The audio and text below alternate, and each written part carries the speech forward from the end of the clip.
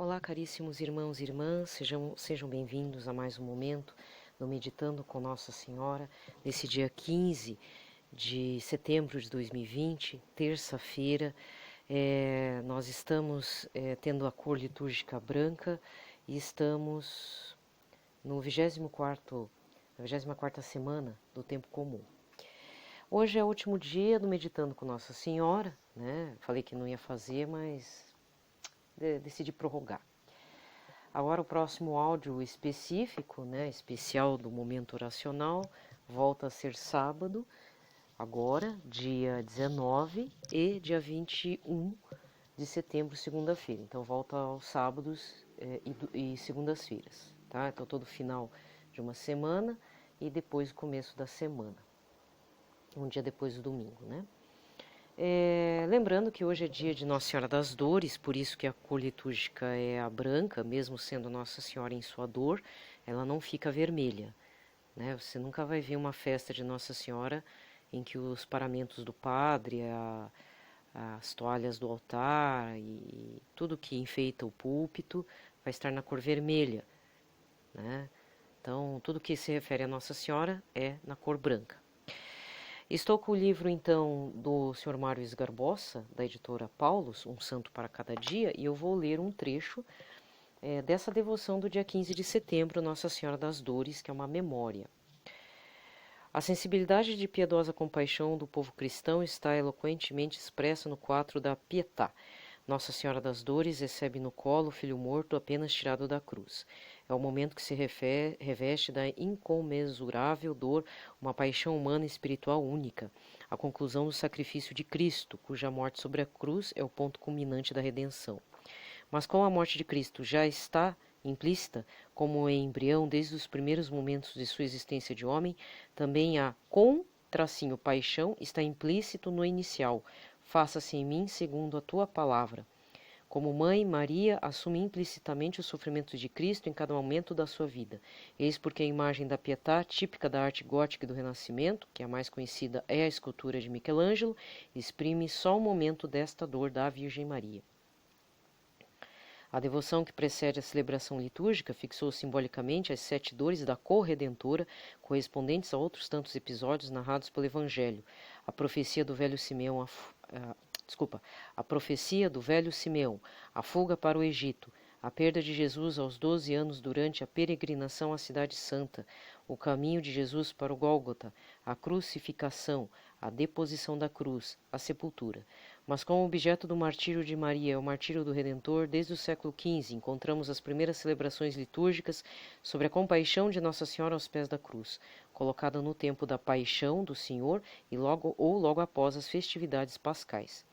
Em 1667, a Ordem dos Servitas, inteiramente dedicada à devoção de Nossa Senhora, os 7 santos fundadores do século XIII tinham instituído a Companhia de Maria Dolorosa, obtiveram a aprovação da celebração litúrgica das 7 Dores da Virgem, que durante o pontificado de Pio VII foi acolhida no calendário romano e lembrada no terceiro domingo de setembro. Pio X fixou a data definitiva de 15 de setembro, conservada no novo calendário litúrgico, que mudou o título da festa, reduzindo a uma simples memória, não mais 7 dores de Maria, mas menos especificamente e mais oportunamente, Virgem Maria Dolorosa.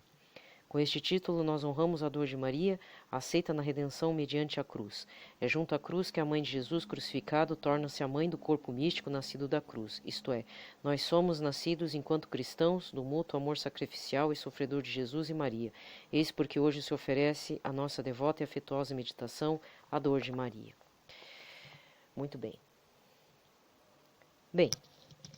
Esse é o trecho, o resumo desse livro que é Um Santo para Cada Dia, que ele tem uma brevíssima biografia de todos os santos, do calendário litúrgico atual. Só que agora eu vou pegar um trechinho do livro Vida, Paixão e Glorificação do Cordeiro de Deus, da beata Ana Catarina Emmerich, da editora Mir, MR, tá? Não é tão difundido, tem poucas pessoas que conhecem a história da beata Ana Catarina Emmerich.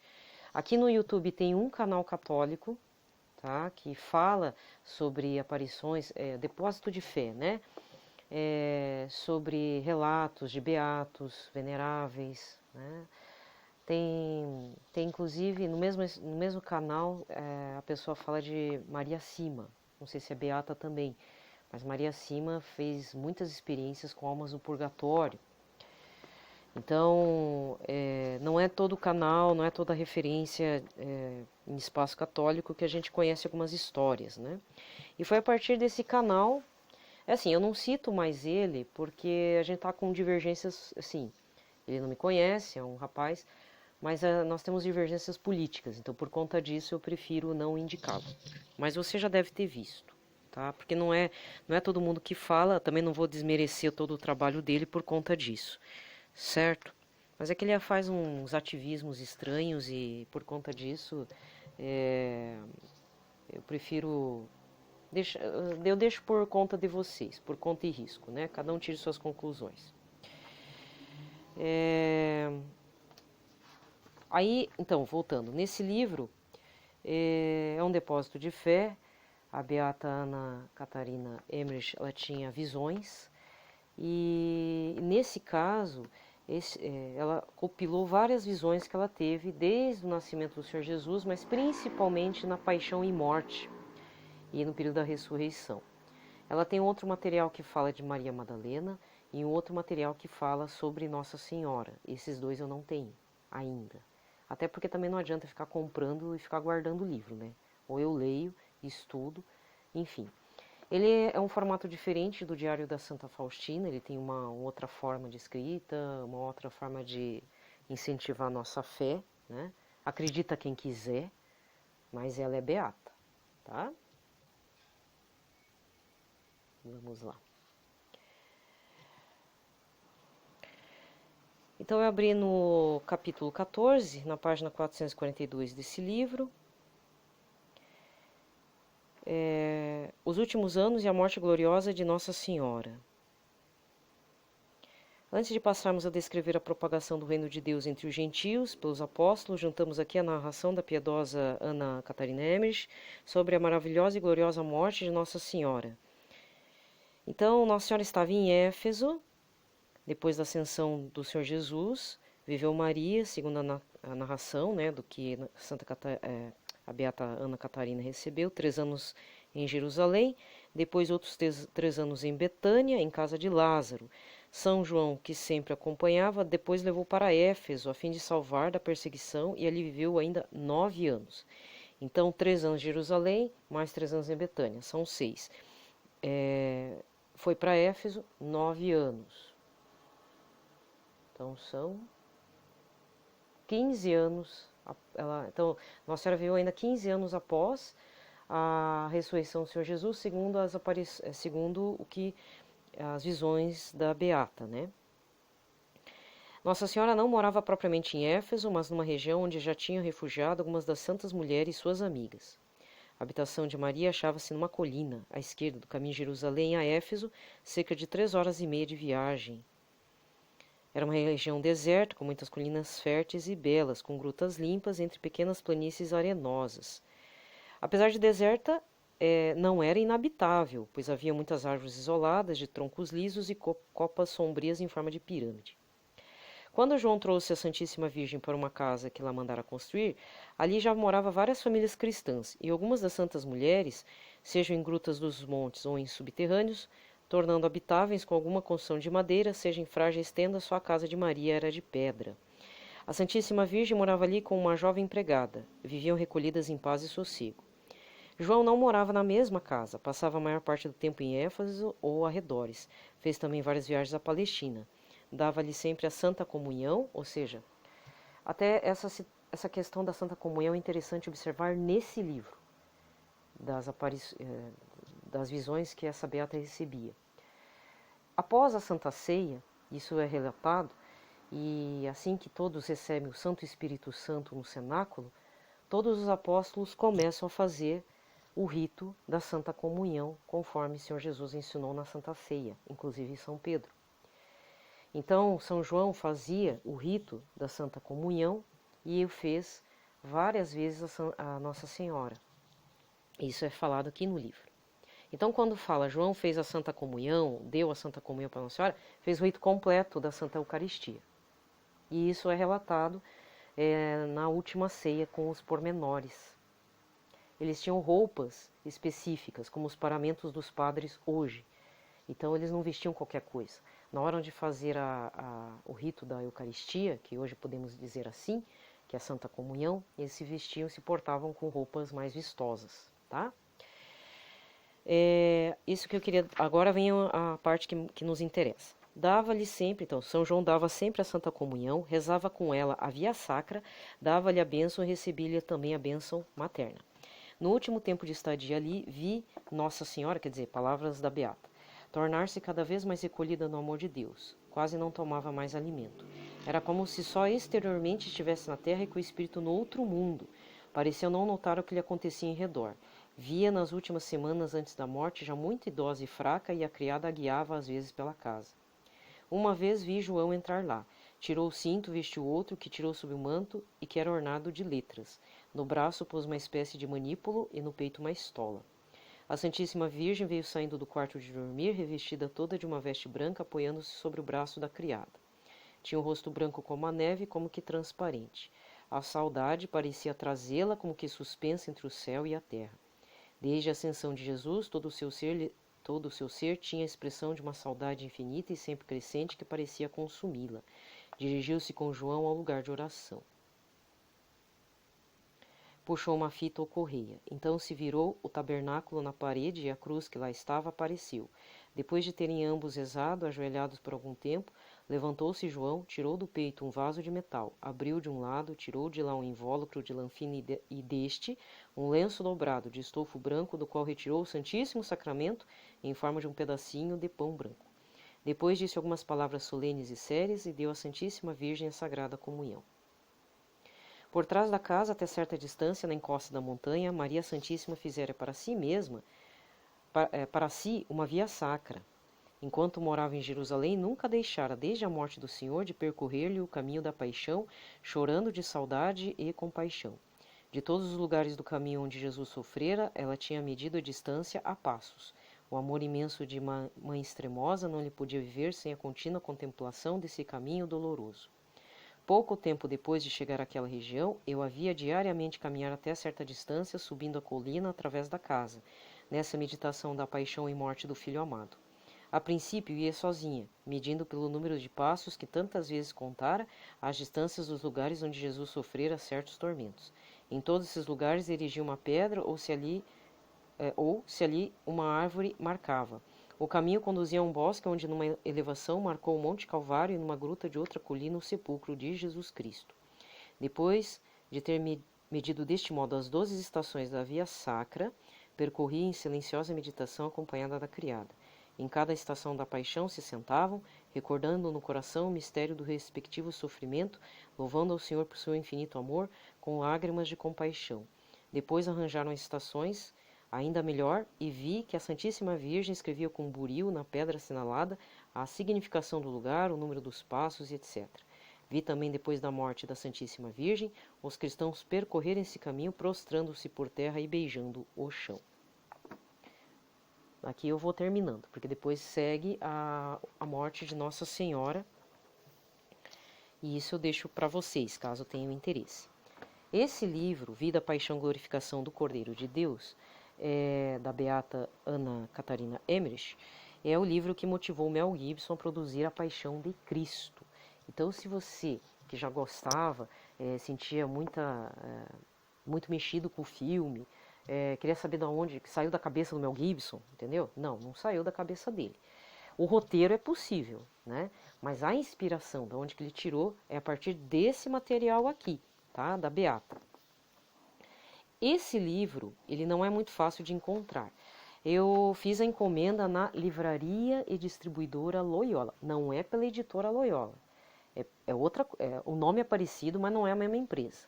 Então não confunda a editora Loyola, que são dos jesuítas, que tem o símbolo do cavalo alado, com a Livraria e Distribuidora Loyola, que tem uma águia como símbolo. Inclusive, a sede da Livraria e Distribuidora Loyola é na cidade de São Paulo, tá? Então, sendo assim, lembrando, né, outros livros da editora Mir, Santíssima Virgem Maria, dela, da Beata, Maria Madalena, esses 3 livros, né, da Beata Ana Catarina Emmerich, têm aprovação eclesiástica, tá? Não é escrito assim de qualquer jeito, não foi difundido também de qualquer jeito. Um outro material também publicado pela editora Mir, que eu também não tenho, mas que tem aprovação eclesiástica, é do padre John Randall. A sabedoria ensina seus filhos.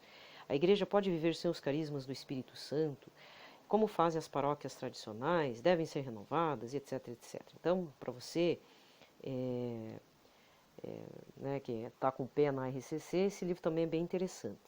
Lembrando, Padre John Randall é doutor em teologia pela Universidade de Louvain e membro da Associação Bíblica Católica.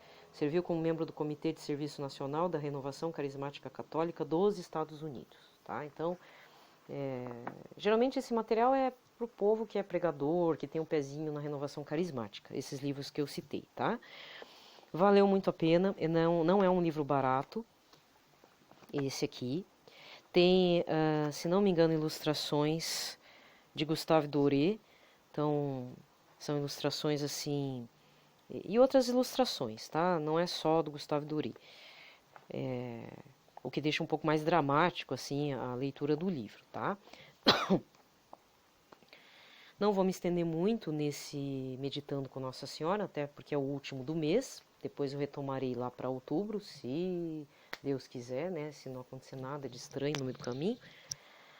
E vamos rezar um Pai Nosso, uma Ave Maria, um Glória ao Pai, para o Papa Francisco e Papa Bento XVI Emérito, tá? Rezar para eles. Que a Santíssima Trindade os proteja, né? Porque assim, muito se critica o Papa. Aliás, dentro da internet temos nos tornado pessoas assim muito inconsequentes. Eu me coloco também, porque às vezes também estou criticando, não dou nada de hater. Eu não chego no perfil do outro e fico lá aporrinhando a paciência de ninguém. Mas às vezes eu faço comentários para mim mesma, né? Ou comento alguma coisa que eu vi e tudo. E as pessoas perderam o senso do ridículo, para não dizer o bom senso e as boas maneiras. Tá? Então, nada de ficar criticando, e as pessoas acham que falar mal do Papa é uma coisa como falar, sei lá, como se fosse falar uma coisa, só que não é. É pecado, grave. Tá?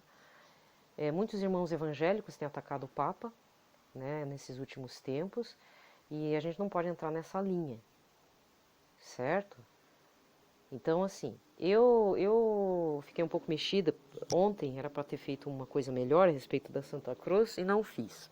Porque, eu acabei vendo uns vídeos aí durante o fim de semana, aquilo acabou me irritando e mexendo comigo. Aí eu tô tendo que tomar uma atitude de não ver mais esse tipo de vídeo. Primeiro, porque o cidadão não é católico.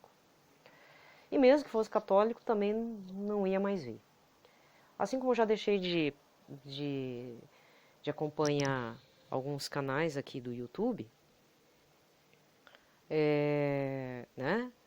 E outros canais também deixaram de se inscrever no meu canal, mas eu não peço que se inscreva, muito menos compartilhe, curta, etc.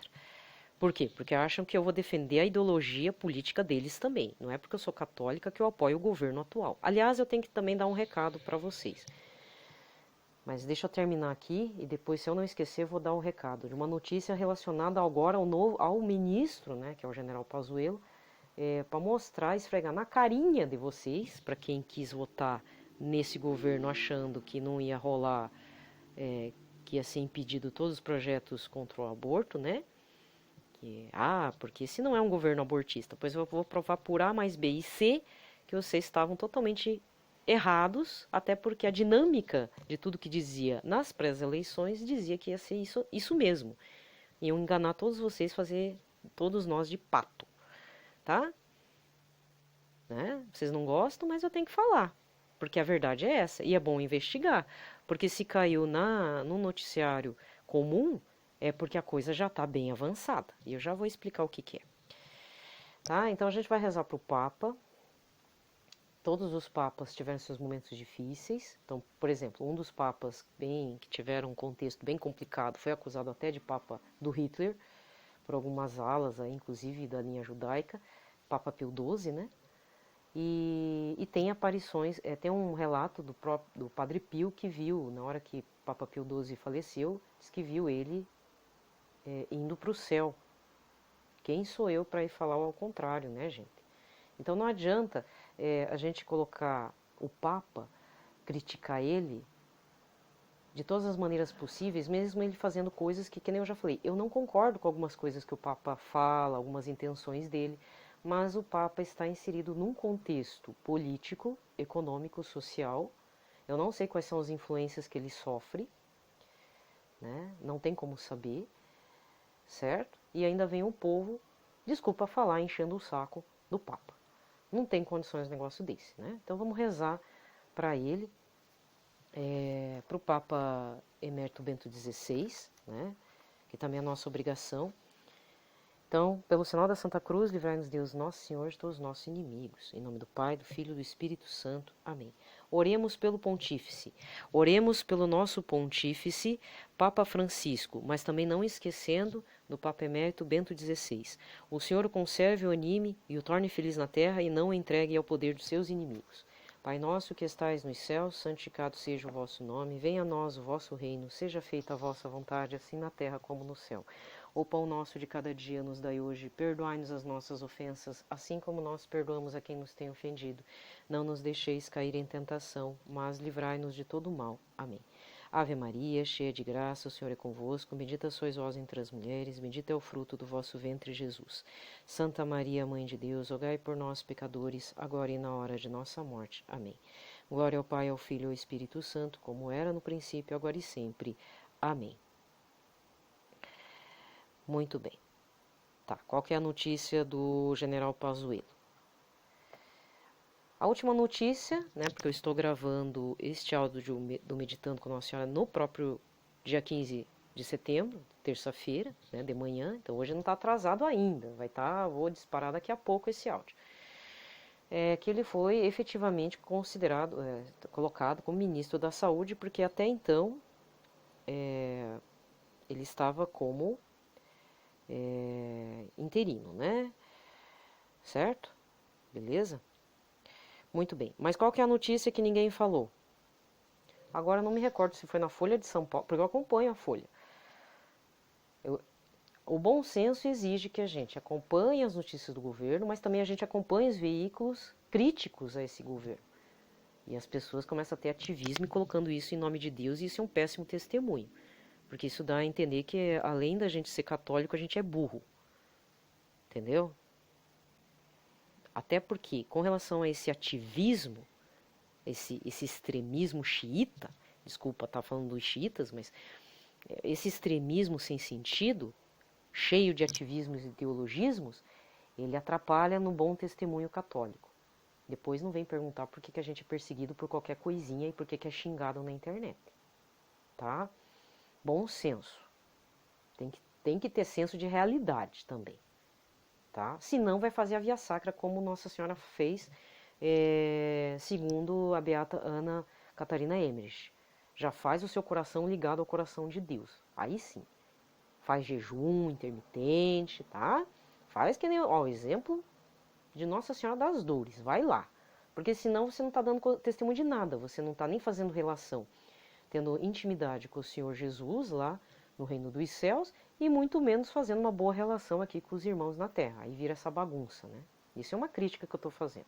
Então veja bem, na Folha de São Paulo, ou no El País, é um desses canais que eu vi, o general Pazuello ele está havendo um projeto de lei que vai aprovar o aborto de crianças anencéfalas. E eu vou traduzir. O que são crianças anencéfalas? Durante o período do pré-natal, ali no período né, porque teoricamente, toda mãe, ela passa por acompanhamento médico, mesmo no SUS, mesmo particular, não importa. E é fácil de descobrir se a criança está com cérebro ou não. Inclusive, devido a toda a tecnologia, inclusive no Brasil, com todas as suas deficiências, tem ecografia 3D, uma ecografia que percebe se a criança está com problema cardíaco, se tem probleminha no pulmão, se são gêmeos, se são siameses. Então, Existe toda uma tecnologia para já detectar isso, inclusive crianças sem cérebro, que são as anencéfalas. Eu já tive uma colega, que é o primeiro filho dela, nasceu sem cérebro. E ela não, ela, por mais que fosse pagã e tudo, ela não é ligada a essas coisas, ela tem outra religião. Até, inclusive, ela acabou se voltando para uma religião reencarnacionista, porque é onde ela recebeu apoio, se sentiu segura, enfim. Né? Ela gerou esse nenê, deu a oportunidade de vida. Essa criança sem cérebro, ela ficou na UTI por um bom tempo. O marido dela não conseguia dormir. Era a segunda união do marido, né? Esse rapaz não, é um senhor. Já tinha filhos de outro casamento e casou com a minha conhecida. O primeiro nenê nasceu sem cérebro, mas também eu tenho lá minhas opiniões com relação ao casal, né? Eles faziam umas fotos estranhas no book, umas coisas esquisitas. E nasceu sem cérebro. Ficou, não sei se 3 meses nessa ida e volta no hospital, até que infelizmente, lógico, não suportou e faleceu. Mas ela deu oportunidade de vida para essa criança. Depois ela teve 2 filhos normais, um casalzinho, tá tudo bem, teoricamente. Mas sempre o primeiro filho causa mais dor, né? Outra situação, e essa já é um caso de esperança, eu sei que é no Rio de Janeiro. É um grupo que de vez em quando, numa quinta-feira de adoração, eles trazem essas crianças especiais, crianças, adultos e adolescentes especiais. É um grupo pró-vida. Eles são sempre alertados pelos médicos, não importa se o médico acredita ou não, se é evangélico ou não, se é católico ou não, eles chamam esse grupo.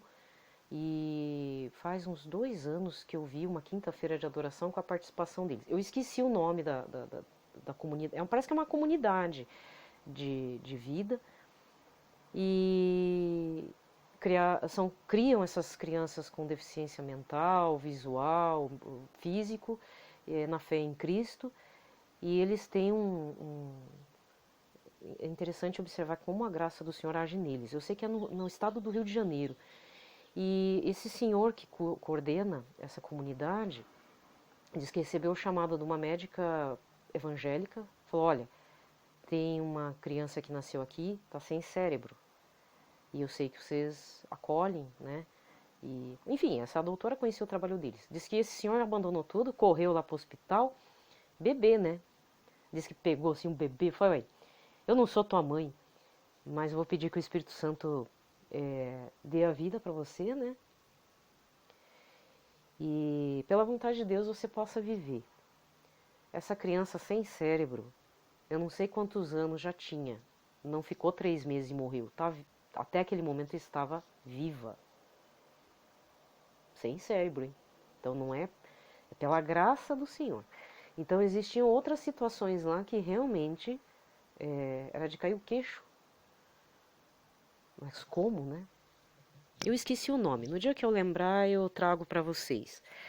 Né? É uma comunidade, tudo que só recolhe, só pega essas crianças abandonadas, são acionadas para recolher, para recolher não, desculpa, recolher não é um termo correto, é muito feio, cala-te boca. É acolher e dar amor, a partir da graça do Senhor. É um grupo carismático também, pelo que eu percebi. Eles sempre são convidados pela Canção Nova. Agora não por causa da pandemia, lógico, né? Mas já apareceram lá. É muito interessante, sabe? E assim, gente, o áudio vai ficar um pouco longo, mas eu acho que já que eu toquei nesse assunto, né, para dizer para vocês, presta atenção no governo que vocês votaram. Eu não vou me isentar só porque eu não votei nele, não. Porque é o governo nosso brasileiro. Então, o que eu posso fazer? Rezar, da minha parte. Agora, vocês também têm que criar vergonha na cara e rezar. Não ficar fazendo ativismo, brigando só porque quem é Lula. Até porque o Lula não vai ganhar as eleições, não se preocupe.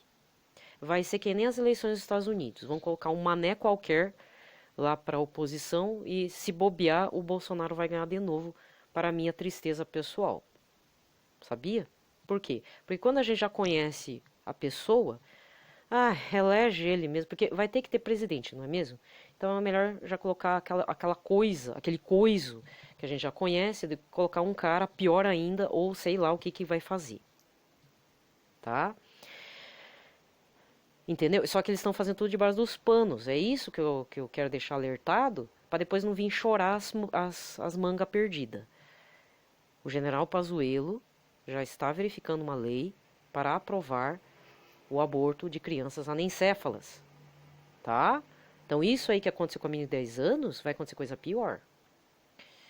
Outra coisa, para as pessoas que não sei porquê, podem aqui chegar, né, de repente são feministas, são istas, todo aquele monte de... Aí é o ideologismo do outro lado, né? Pró-aborto, feminista, empoderamento feminino, que é de qualquer jeito. Falam que vai segurar na mão todo mundo, mas no final abandona todo mundo no caminho, entendeu? Esse é um recado para as pessoas pró-aborto, pró-morte, né? Que chamam que criança é amontoado de célula. Olha, primeiro, se você acha que um feto que você quer abortar ou feto alheio é um amontoado de célula, primeiro você é um sociopata. Esse tipo de gente é sociopata. Segundo, se é para chamar o feto seu e um feto dos outros de um amontoado de célula é você que está merecendo levar um tiro na cara da primeira vez que você for assaltado aí nas grandes cidades. Depois não vem reclamar. Tá? Porque a dor só acontece, a pessoa se torna ativa e cai a ficha quando acontece com a pessoa. Infelizmente. É o que a gente vê na pandemia. Tem gente aí ficou meio lesada da cabeça mesmo, esse negócio do isolamento social, efeitos da pandemia, né? Porque o que eu vejo de gente ignorante se aglomerando em tudo que é lugar, não está escrito no gibi. Realmente, nós todos, não é você não, eu também, nós todos ficamos meio lesionados cognitivamente. A coisa foi bem violenta mesmo. 6 meses assim é difícil mesmo. É duro, né? Então as pessoas não param para pensar. E outro detalhe, que é um segundo ponto que eu gostaria de deixar bem claro aqui, pessoas que são pró-aborto.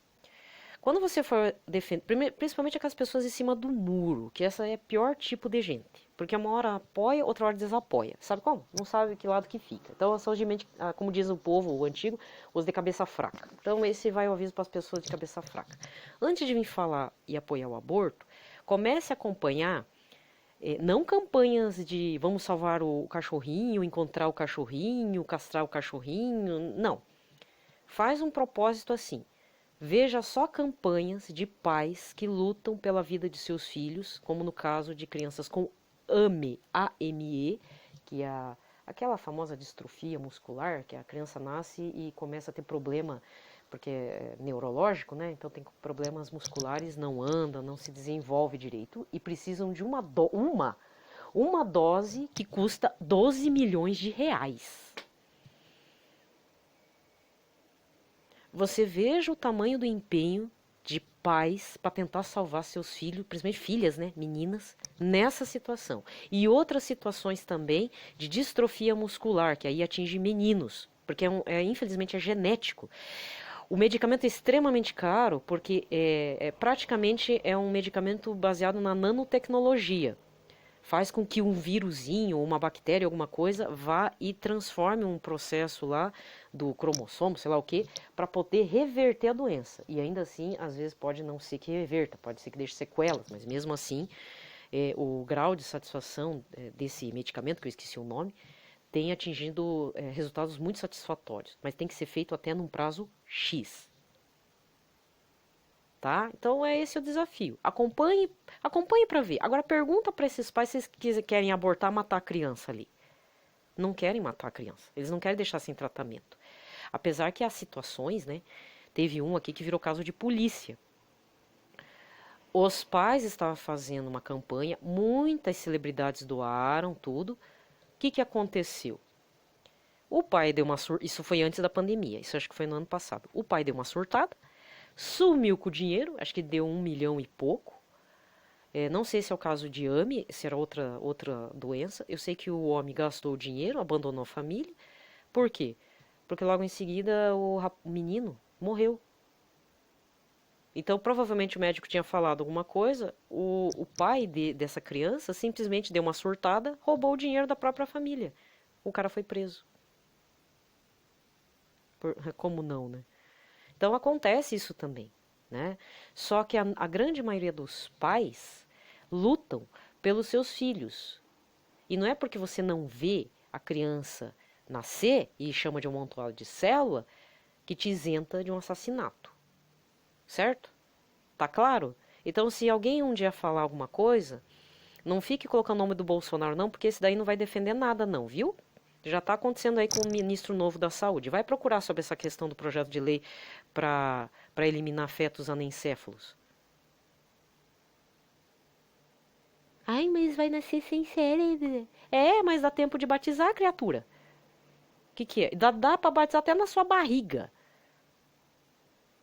Tá bom? Tá certo? Deixa de ser besta. O montoado de célula é teu cérebro, é o cérebro desse povo pro aborto. Que aliás ele veio morrer também. Dá vontade de dizer, né? Ai, eu tô numa raiva que você não tem noção. Vocês não têm noção do que eu andei vendo nesses dias. A coisa tá bem feia mesmo. E isso eu tenho que trazer porque isso fere, sabe? Fere aquilo que vocês votaram. Eu não votei, mas assim, eu faço parte, né, do governo, né? Do governo no sentido do Brasil. Eu não apoio, nunca vou apoiar esse cara, tá? Mas para você que ficou alegando que ele vai apoiar ao Provida, ele foi ele falou alguma coisa da menina de 10 anos?